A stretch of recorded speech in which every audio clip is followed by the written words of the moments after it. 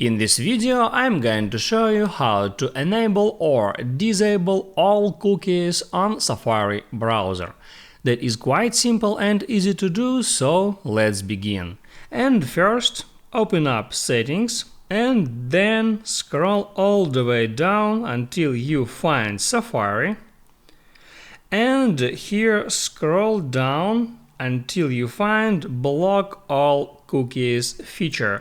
By default, this option turned off. That means that cookies are not blocked, but you can enable this feature, and here it asks you, are you sure you want to block all cookies? And if you hit at block all cookies will be blocked, and existing cookies and website data will also be removed.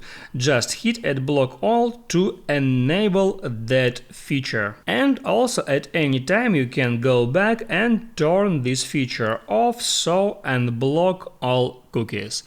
That's how it works. If this video helped you out, don't forget to like and subscribe.